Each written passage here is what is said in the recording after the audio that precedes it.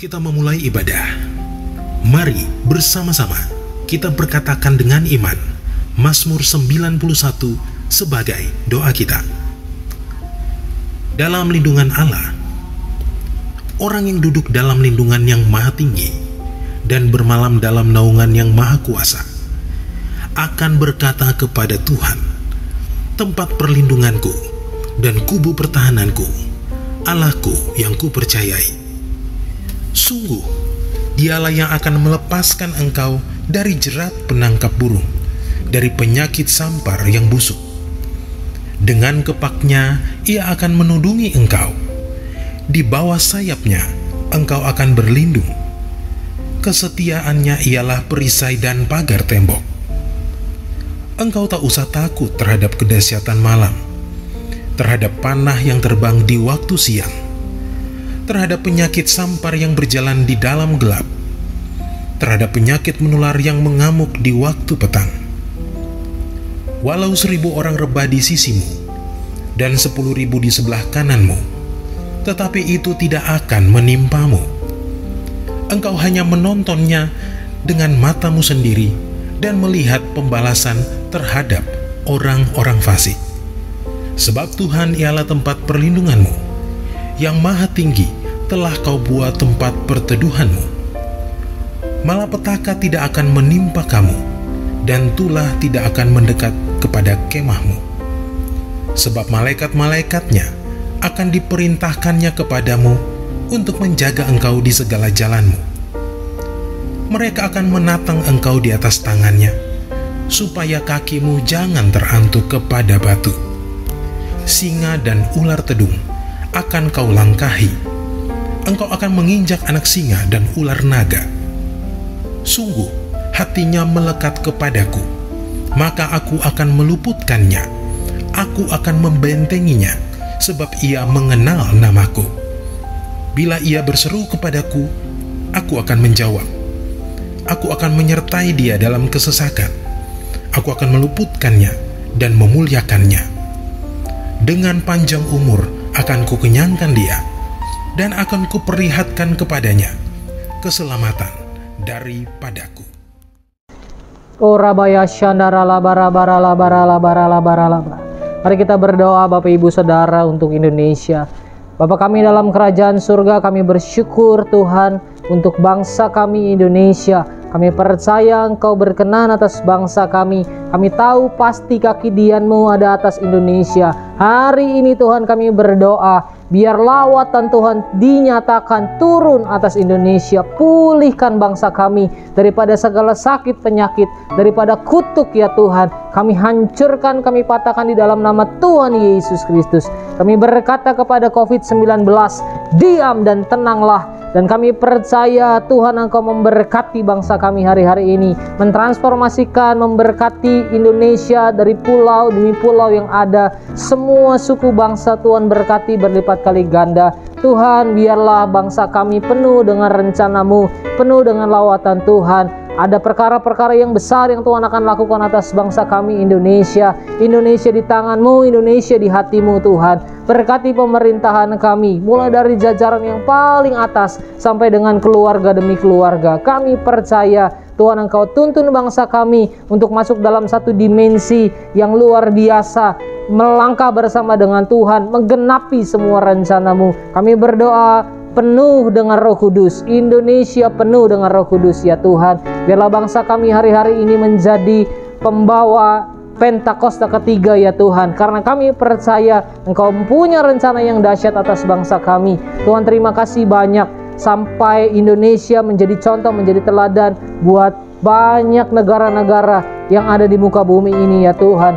Biarlah dari Indonesia lahir orang-orang yang dahsyat, orang-orang yang luar biasa, yang cinta mati-matian akan Engkau, penuh dengan Roh Kudus. Terima kasih banyak Tuhan. Kami berdoa juga untuk generasi Yeremia. Berkati generasi Yeremia, pakai generasi Yeremia, generasi muda, mulai dari anak-anak sampai orang-orang dewasa. Engkau akan pakai mereka di tempat di mana Engkau tempatkan, di posisi di mana Tuhan posisikan mereka semua untuk menjadi teladan, untuk menjadi dampak, untuk menjadi berkat dimanapun mereka ada. Kami percaya Tuhan Engkau yang pakai generasi ini untuk generasi yang militan di dalam Engkau, generasi yang takut akan Tuhan, cinta mati-matian kepada Tuhan Yesus, tidak kompromi terhadap dosa, dan memberikan hidup mereka untuk hidup di dalam kekudusan bersama dengan-Mu. Kami percaya hari-hari ini Engkau melawat bangsa kami, perkara yang besar sedang terjadi atas Indonesia. Terima kasih banyak Bapa, terima kasih Roh Kudus. Engkau dahsyat buat kami. Di dalam nama Tuhan Yesus Kristus kami berdoa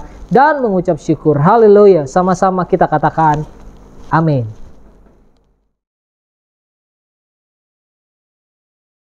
Shalom semua.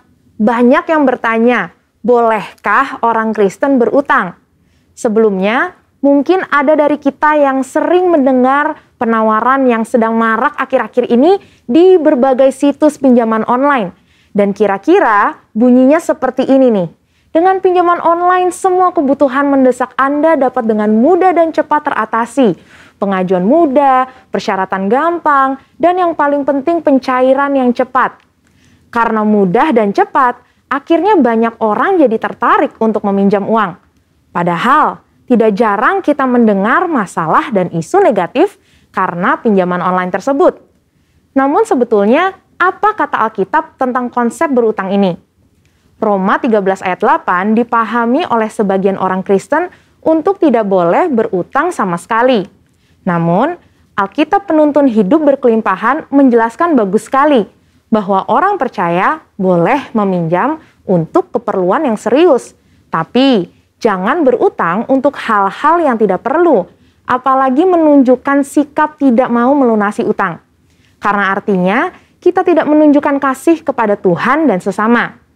Justru, orang yang mengasihi sesama akan mengembalikan uang yang dipinjamnya itu. Dalam Mazmur 37 ayat 21 dikatakan, orang fasik meminjam tanpa ada niat untuk membayar balik. Sedangkan orang benar digambarkan sebagai orang yang pemurah dalam memberi pinjaman. Tapi, bukan artinya kalau meminjam ke sesama orang seiman tidak perlu dikembalikan ya. Justru, orang yang hidupnya dituntun Roh Kudus pasti akan mengembalikan semua yang dia pinjam. Kisah Para Rasul 20 ayat 35 juga menjelaskan, justru gaya hidup orang percaya perlu jadi berkat kepada sesama dan lebih suka memberi daripada menerima. Selain itu, ketika kita meminjam, kita harus betul-betul mengusahakan untuk bisa mengembalikan semua utang kita. Seperti yang tertulis dalam Roma 13 ayat 7. Sehingga kita sungguh menghidupi gaya hidup yang berintegritas seperti yang Tuhan inginkan. Jadi, setelah kita memahami ayat-ayat di atas, apakah kita boleh berutang? Jawabannya adalah yang pertama, boleh, asal berkomitmen dan harus bisa melunasinya. FPSB Indonesia merekomendasikan pembayaran utang tiap bulannya maksimum 35% dari pemasukan per bulan. Tapi lebih baik sih di bawah 35% ya saudara. Kedua, boleh berutang asal digunakan untuk hal-hal yang memiliki nilai aset yang cenderung meningkat. Seperti KPR, kredit usaha, biaya pendidikan, dan lainnya yang bersifat mendesak, bukan yang sifatnya konsumtif. Kemudian, boleh berutang asal melalui institusi yang dilegalkan oleh negara, meskipun diminta jaminan atau syarat-syarat yang cukup berat jika dibanding dengan yang ilegal. Dan yang terakhir, jangan berutang itu menjadi gaya hidup kita yang terus-menerus gali lubang tutup lubang. Kita harus percaya bahwa Allah kita mampu untuk mencukupkan kebutuhan kita seperti dalam Matius 6 ayat 31 sampai 33. Saudara, untuk penjelasan lebih lengkapnya dari tim teologi kami, silahkan untuk buka link yang ada di atas atau scan QR Code yang tersedia. Salam integritas, Tuhan Yesus memberkati.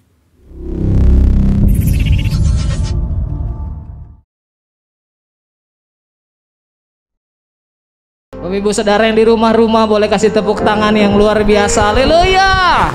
Kita memuji Tuhan. Katakan amin. Meskipun goncangan terjadi, saudara, tapi kita percaya ada satu hal yang dahsyat Tuhan sedang lakukan atas bangsa ini. Ada kebangkitan yang besar. Pentakosta ketiga terjadi. Katakan amin. Haleluya. Yuk katakan sama-sama. Tuhan curahkan roh manusia di bumi.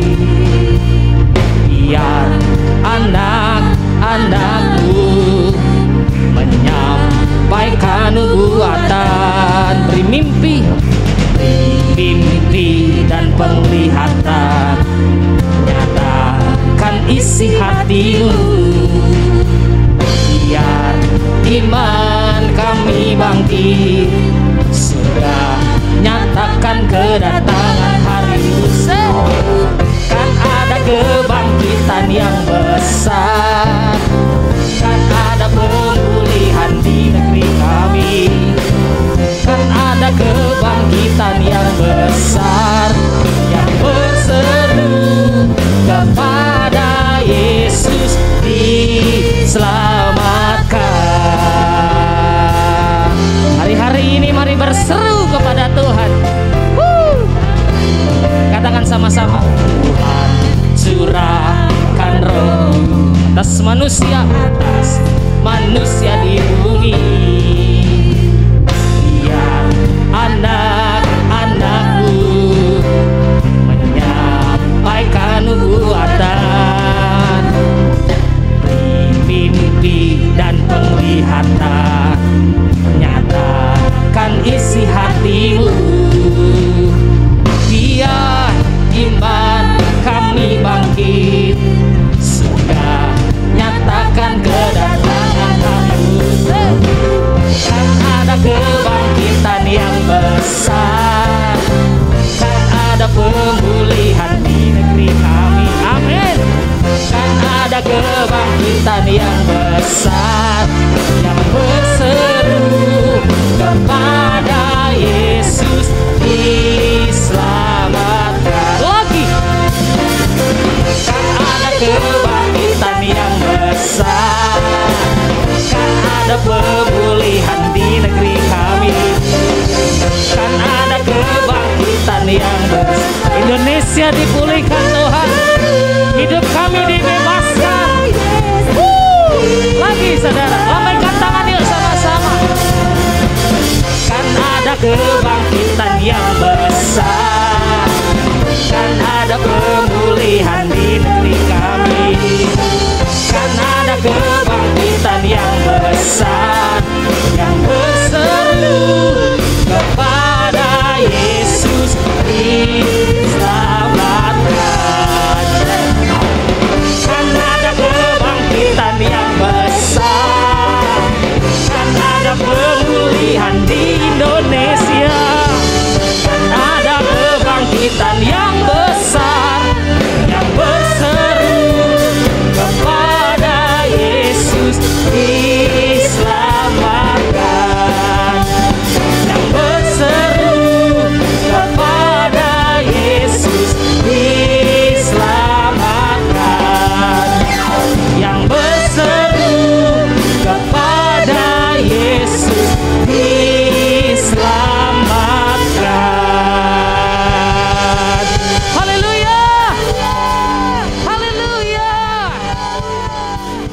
Tuhan Yesus dahsyat, katakan amin. Sebelum lebih lagi kita masuk dalam pujian penyembahan dan firman Tuhan, bersama-sama kita deklarasikan Pentakosta ketiga. Pentakosta ketiga adalah pencurahan Roh Kudus yang dahsyat di zaman ini, melebihi yang terjadi di Azusa Street. Pentakosta ketiga akan mengakibatkan penuaian jiwa yang terbesar dan yang terakhir sebelum Tuhan Yesus datang kembali. Pentakosta ketiga akan membangkitkan generasi Yeremia, yaitu anak-anak muda yang dipenuhi Roh Kudus, cinta mati-matian kepada Tuhan Yesus, tidak kompromi terhadap dosa, dan akan bergerak untuk memenangkan jiwa. Pentakosta ketiga lahir di Indonesia dan bergerak ke bangsa-bangsa. Gerakan ini dari timur ke barat dan akan kembali ke Yerusalem. Pentakosta ketiga akan memberikan kuasa untuk menyelesaikan amanat agung, dan setelah itu Tuhan Yesus datang kembali. Haleluya, puji Tuhan. Mari kita tundukkan kepala bersama-sama Bapak Ibu Saudara. Kita datang di hadirat Tuhan yang kudus, menyembah, membawa hidup kita sepenuhnya kepada Tuhan. Oh rabaya syandarala baraba, oh rabakarala barabarala.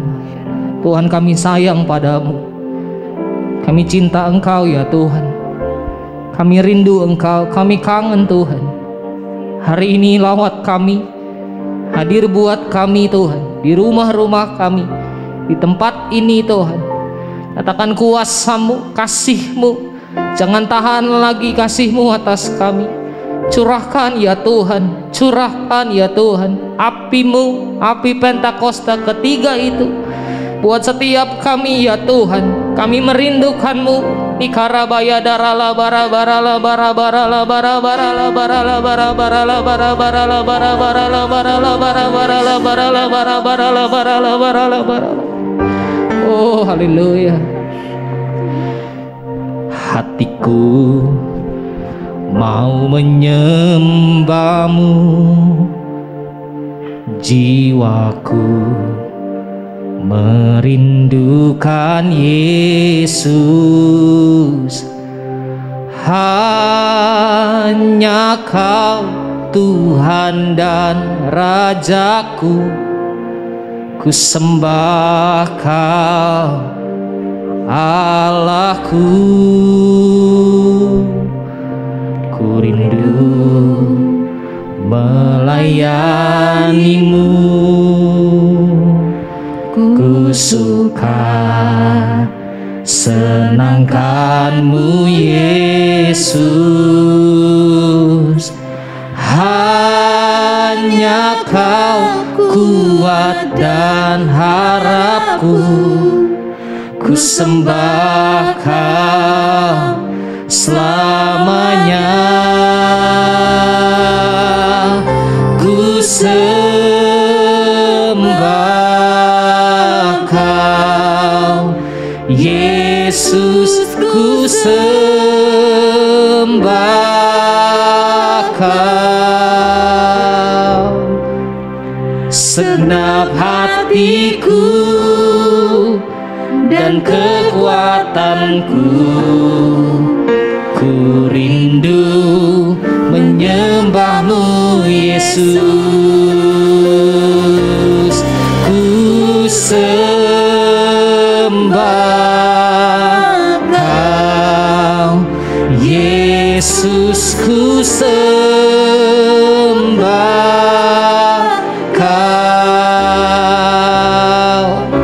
Segenap hatiku dan kekuatanku, ku rindu menyembah-Mu Yesus. Oh, hatiku mau menyembah-Mu, jiwaku merindukan Yesus. Hanya Kau Tuhan dan Rajaku, ku sembah Kau Allahku.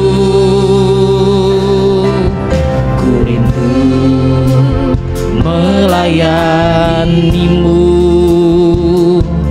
ku suka senangkan-Mu Yesus. Hanya Kau kuat dan harapku, ku sembah Kau selamanya. Ku sembah Kau Yesus, ku sembah Kau. Segenap hati kami, segenap hatiku dan kekuatanku, ku rindu menyembah-Mu Yesus. Ku sembah Kau Yesus, Yesus, ku sembah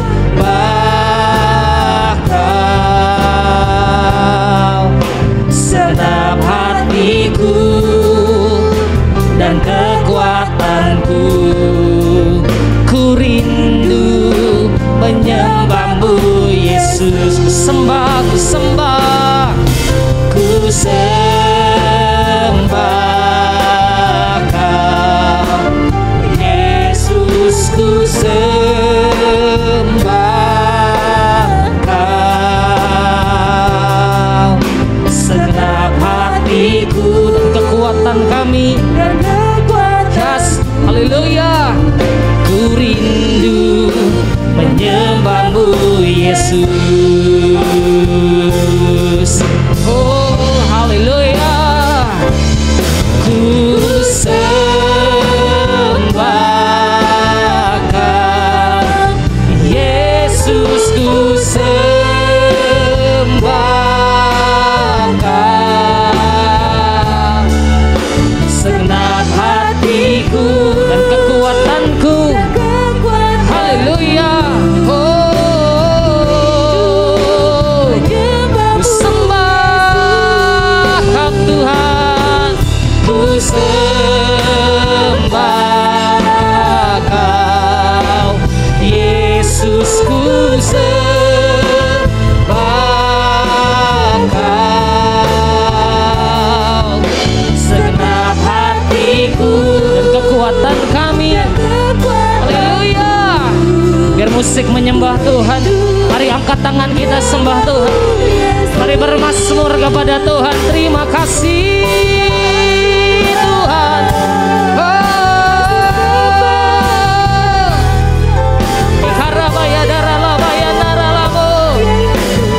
Kasih-Mu tidak pernah terlambat buat kami Tuhan.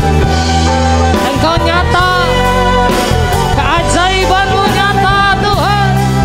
Kami sayang padamu Tuhan Yesus.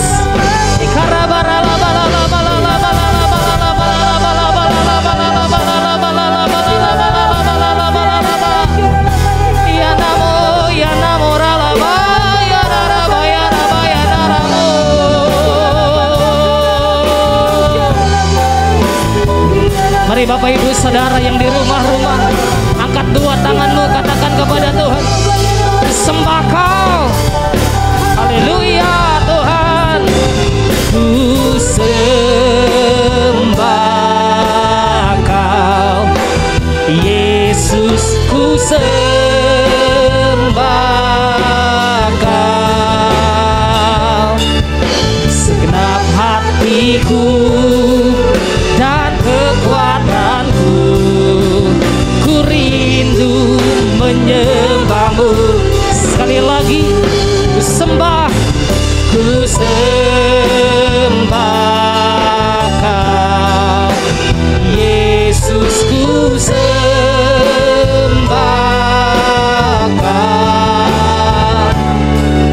Segenap hatiku dan kekuatanku, ku rindu menyembah-Mu Yesus. Segenap hatiku, segenap hatiku dan kekuatanku, ku rindu menyembah-Mu. Dengan iman katakan segenap hati, segenap hatiku dan kekuatanku, ku rindu menyembah-Mu Yesus.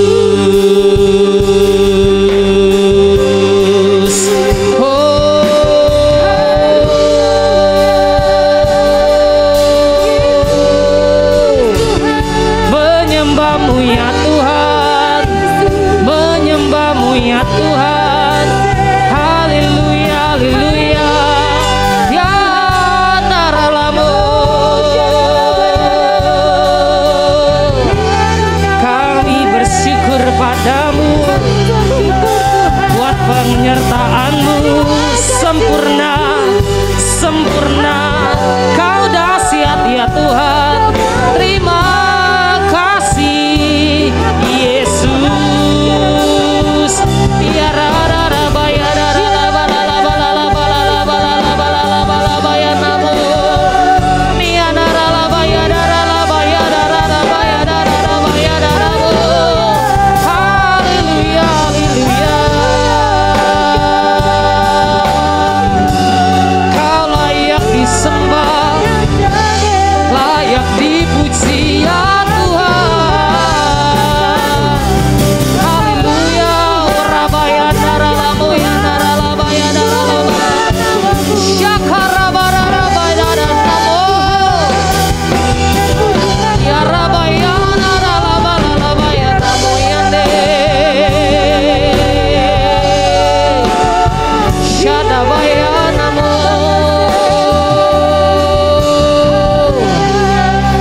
Rabayana moyana marala mayana rala mayana mo.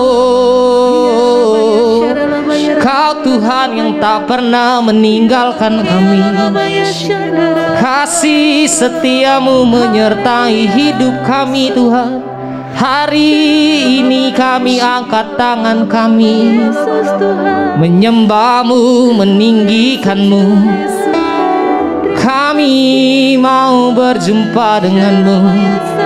Lawat setiap kami Tuhan, lawat setiap kami Tuhan. Kami buka hidup kami buka hati kami. Oh, jamalah sekarang ya Tuhan. Kami siap, sentuh hidup kami, pulihkan setiap kami. Oh, come holy, come holy, come holy, come Holy Spirit. Come holy, come holy, come Holy Spirit. Fill in this place, fill in this place, oh Lord. I need more and more and more and more and more and more. Ayo bahasa roh yuk sama-sama saudara.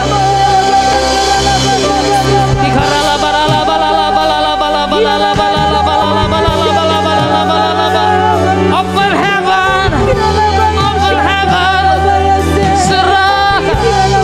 Serahkanlah Tuhan. Dalam hadirat-Mu ada kesembuhan. Dalam hadirat-Mu ada kemenangan. Kami disembuhkan hari ini. Kami dimerdekakan. Oh, rabakara bakara labakara labakara bakara labayana labayana labayana. Duriana barala bala bala bala bala labayana labayana labayana. Dinamaya barala bala bala bala bala bala. Duriana bala bala bala bala. Duria bakara bala bala bala bala.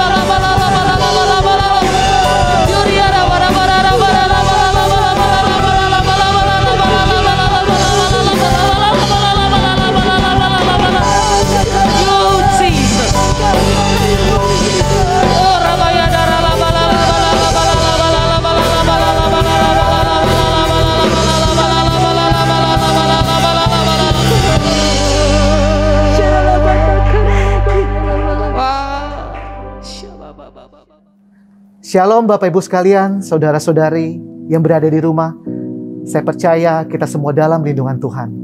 Sebelum kita menerima firman Tuhan, mari kita berdoa. Terima kasih Tuhan Yesus karena kebaikan Tuhan, karena kasih sayang Tuhan dalam kehidupan kami. Kami boleh ada sampai pada hari ini. Pada minggu terakhir November ya Tuhan, kami datang kepadamu ya Tuhan, untuk mendengarkan firman Tuhan. Kau berkati hamba-Mu, berkati hati, pikiran, dan mulut hamba. Berkati juga saudara-saudari yang berada di rumah, agar kiranya firman ini boleh menjadi pelita bagi kaki kami dan terang bagi jalan kami. Berfirmanlah ya Tuhan, karena kami sudah siap. Dalam nama Tuhan Yesus, kami berdoa mengucap syukur. Haleluya. Amin. Ya Bapak Ibu sekalian, bagi Bapak Ibu yang suka akan tema khotbah hari ini adalah respon yang benar. Mari kita buka Alkitab handphone, iPad, dan lain sebagainya. Dalam Yesaya 59 ayat 19. Maka orang akan takut kepada nama Tuhan di tempat matahari terbenam dan kepada kemuliaannya di tempat matahari terbit. Sebab ia akan datang seperti arus dari tempat yang sempit yang didorong oleh nafas Tuhan. Sebab ia akan datang seperti arus dari tempat yang sempit yang didorong dari nafas Tuhan.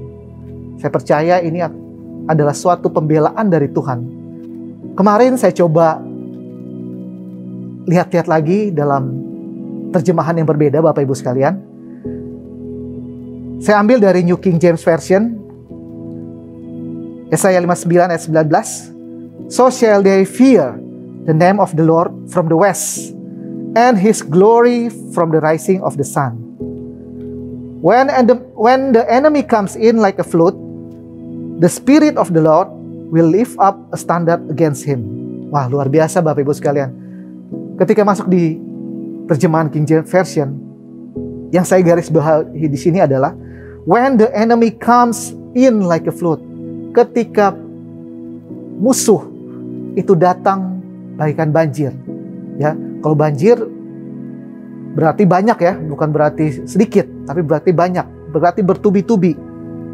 Ketika masalah itu datang bertubi-tubi, ketika proses itu datang, maka Spirit of the Lord, ya, Roh Tuhan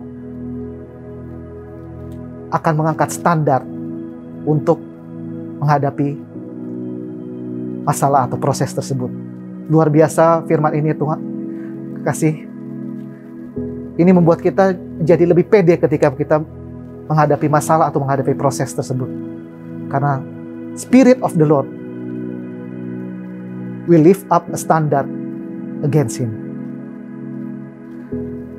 Nah, Bapak Ibu sekalian, proses itu kadang-kala terjadi ketika kita gak sesuai dengan apa maunya Tuhan. Ketika kita berjalan keluar dari rel-rel yang Tuhan mau. Dalam Yesaya 55 ayat 8 sampai 9. Sebab rancanganku bukanlah rancanganmu, dan jalanmu bukanlah jalanku. Demikianlah firman Tuhan.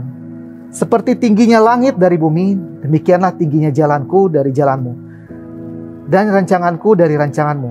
Ya, dari ayat di sini kita bisa lihat bahwa seringkali rancangan Tuhan itu bertolak belakang dengan rancangan kita. Ketika kita nggak sesuai dengan apa maunya Tuhan, kadangkala proses itu terjadi. Dan proses itu terjadi ketika kita berada terus dengan Tuhan, itu akan membuat kita jadi next level. Tetapi ketika proses itu terjadi dan didapati bahwa kita nggak bersama-sama dengan Tuhan, bisa jadi proses itu akan menjadi berkepanjangan. Tapi saya yakin dan percaya ketika Bapak Ibu datang kepada Tuhan, proses yang terjadi itu bisa kita lewati. Sebenarnya apa sih kata Tuhan ketika kita menghadapi proses? Dalam Yeremia 29 ayat 11 sampai 14. Sebab aku mengetahui rancangan-rancangan apa yang ada padaku mengenai kamu. Amin. Demikianlah firman Tuhan, yaitu rancangan damai sejahtera.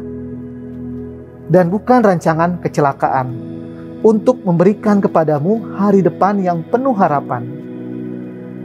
Dan apabila kamu berseru dan datang untuk berdoa kepadaku, maka aku akan mendengarkan kamu. Apabila kamu mencari aku, kamu akan menemukan aku. Apabila kamu menanyakan aku dengan segenap hati, aku akan berikan kamu menemukan aku. Demikianlah firman Tuhan, dan aku akan memulihkan keadaanmu dan akan mengumpulkan kamu dari antara segala bangsa dan dari segala tempat kemana kamu telah kucerai-beraikan. Demikianlah firman Tuhan, dan aku akan mengembalikan kamu ke tempat yang dari mana aku telah membuang kamu. Ya. Dari Yeremia ayat 29 ayat 11 sampai 14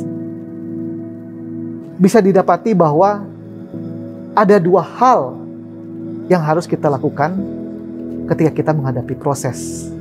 Ya. Hal pertama, adalah ketika kita menghadapi proses, kita harus didapati kita sungguh-sungguh dengan Tuhan. Sungguh-sungguh dengan Tuhan itu apa maksudnya? Sungguh-sungguh dengan Tuhan, yang pertama adalah datang kepada Tuhan. Seperti yang terdapat dalam yang ayat 12 tadi, Yeremia 29 ayat 12. Dan apabila kamu berseru dan datang untuk berdoa kepadaku, maka aku akan mendengarkan kamu. Ketika Tuhan dengar setiap doa kita, ketika Tuhan dengar setiap curhatan kita, ketika Tuhan dengar setiap apa yang menjadi keinginan, apa yang menjadi unek-unek kita, dan Tuhan mau untuk membukakan jalan, itu adalah menjadi suatu kerinduan bagi kita semua orang Kristen.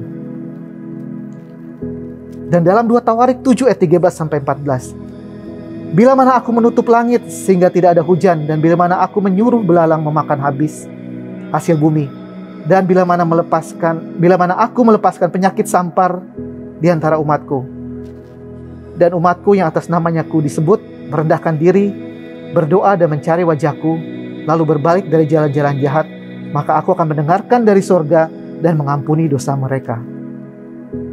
Ketika kita menghadapi suatu masalah, ketika kita menghadapi suatu proses, apapun itu, kesehatan, finansial, datanglah kepada Tuhan. Karena di ayat 14, dan umatku yang atasnya namaku disebut merendahkan diri, berdoa mencari wajahku, lalu berbalik dari jalan-jalan yang jahat, maka aku akan mendengar dari sorga dan mengampuni dosa mereka. Ya. Mari Bapak Ibu sekalian kita datang kepada Tuhan. Gimana caranya untuk datang kepada Tuhan? Datang kepada Tuhan kita bisa, mari kita aktifkan kembali mesbah keluarga kita. Mari kita baca Alkitab kita terus memuji nama Tuhan. Karena saya percaya bahwa Tuhan tidak akan tinggal diam ketika namanya itu dipermuliakan. Ketika setiap air mata yang tercurah memohon akan kehadiran Tuhan, Dia pasti tidak akan diam. Dia akan mendengar doa kita dan kembali ke jalan-jalan kita yang baik. Kita menjauhi jalan-jalan kita yang jahat. Selanjutnya adalah mengikuti kehendak Tuhan. Dalam Keluaran 15 ayat 26, firman-Nya, jika kamu sungguh-sungguh mendengarkan suara Tuhan Allahmu dan melakukan apa yang benar di matanya dan memasang telingamu kepada perintah-perintahnya dan tetap mengikuti segala ketetapannya, maka aku tidak akan menimpakan kepadamu penyakit manapun yang telah kutimpakan kepada orang Mesir, sebab aku Tuhanlah yang menyembuhkan engkau. Ya. Mari kita mengikuti kehendak Tuhan. Ya. Kita taat akan apa yang menjadi kehendak Tuhan. Dan yang ketiga adalah tinggalkan dosa. Sesungguhnya tangan Tuhan tidak kurang panjang untuk menyelamatkan, dan pendengarannya tidak kurang tajam untuk mendengar. Tetapi yang merupakan pemisah antara kamu dan Allahmu ialah segala kejahatanmu, dan yang membuat Dia menyembunyikan diri terhadap kamu sehingga Ia tidak mendengar ialah dosamu. Bapak Ibu sekalian, saya percaya hubungan antara Tuhan dengan umatnya sama seperti hubungan antara orang tua dengan anaknya. Bapak Ibu sekalian, saya punya 2 orang anak di rumah, berumur 11 tahun dengan 13 tahun. Semenjak SD, kami sudah bilang kepada mereka bahwa untuk handphone dan game itu hanya bisa di hari Sabtu dan Minggu. Tujuannya apa Bapak Ibu sekalian? Agar mereka bisa fokus dengan sekolah. Nah, ketika awal adanya peraturan tersebut, mereka sangat resisten. Mereka bilang, aduh, mau ngapain dong kalau misalnya lagi ada waktu kosong? Ya, mau ngapain kita pas lagi ada waktu kosong? Kita kan cuma di rumah. Ya, mungkin ini terjadi sama seperti kita. Ketika Tuhan mau yang terbaik buat kita, seringkali kita mengikuti apa yang menjadi keinginan atau maunya kita. Padahal rancangan Tuhan adalah yang terbaik buat kita. Cuman karena keinginan kita merasa ingin dipenuhi, kita jadi berbelok ke jalan kita menjadi gak sesuai dengan jalannya Tuhan. Mari Bapak Ibu sekalian, mari kita kembali ke jalan Tuhan. Nah, dalam menghadapi proses atau tantangan hari ini, dalam poin selanjutnya adalah percaya meskipun belum melihat. Kalau kita baca dalam Yeremia 29 ayat 13 sampai 14, kita bisa melihat bahwa bagaimana Tuhan berjanji akan memulihkan keadaan dan mengumpulkan kembali kita dari mana tempat di mana kita telah dicerai-beraikan.